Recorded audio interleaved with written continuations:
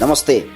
नेपाली भलिबलको इतिहासमा धेरै खेलाडीहरू आउँछन् जान्छन्, तर केही यस्ता खेलाडीहरू हुन्छन् जसले आफ्नो खेल मार्फत दर्शकहरूको मनमुटुमा मिठो छाप छोड्छन्।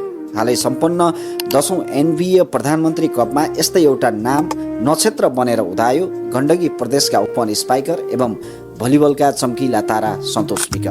गण्डकी प्रदेशका यी प्रतिभावान ओपन स्पाइकरले यसपटक रुकुम पश्चिम भलिबल क्लबबाट खेल्दै जुन स्तरको खेल प्रदर्शन गरे, यसले नेपाली भलिबलमा एउटा नयाँ युगको सङ्केत गरेको छ।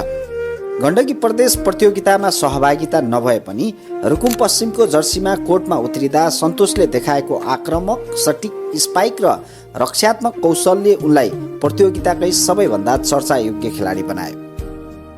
प्रतियोगिताको सुरुवाती चरणदेखि नै फाइनलसम्म सन्तोष विकको खेल कौशल हेर्न लायक थियो।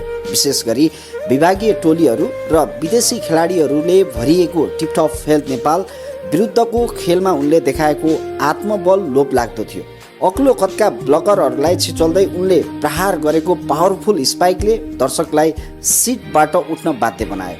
पाकिस्तानी खेलाडीहरूको अद्भुत तालमेल र निर्णायक मोडमा टिमलाई अङ्क दिलाउने उनको क्षमताले रुकुम पश्चिमलाई ऐतिहासिक उपाधि दिलाउन मुख्य भूमिका खेल्यो। भलिबल विश्लेषकहरूको अनुसार सन्तोषको खेलमा जुन प्रकारको भेरिएसन जम्छ, यो वर्तमान नेपाली भलिबलमा विरलै देख्न पाइन्छ। उनको प्रदर्शनले उनी केवल एउटा क्लबको खेलाडी मात्र नभई राष्ट्रिय टोलीको बलियो खम्बा बन्न सक्ने सामर्थ्य राख्छन् भन्ने पुष्टि गरेको छ।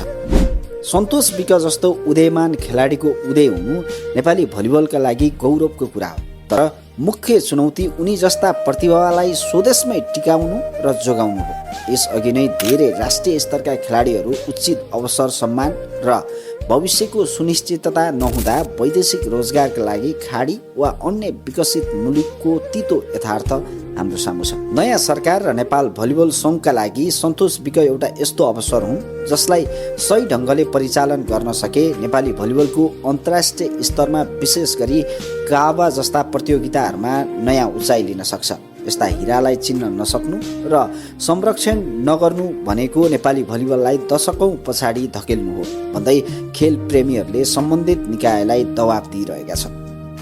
10औं एनबिए कपले सन्तोष विकलाई एउटा आइकनको रूपमा स्थापित गरेको छ। उनको यो उदयले देशका हजारौं युवा भलिबल खेलाडीहरू नयाँ उत्साह र ऊर्जा भरेको छ। यदि उनले राष्ट्रिय टोलीमा स्थान पाए र राज्यले उचित लगानी गरेमा सन्तोष विक नेपाली भलिबलको इतिहासमा सबैभन्दा सफल खेलाडीको सूचीमा दर्ज हुने निश्चित छ।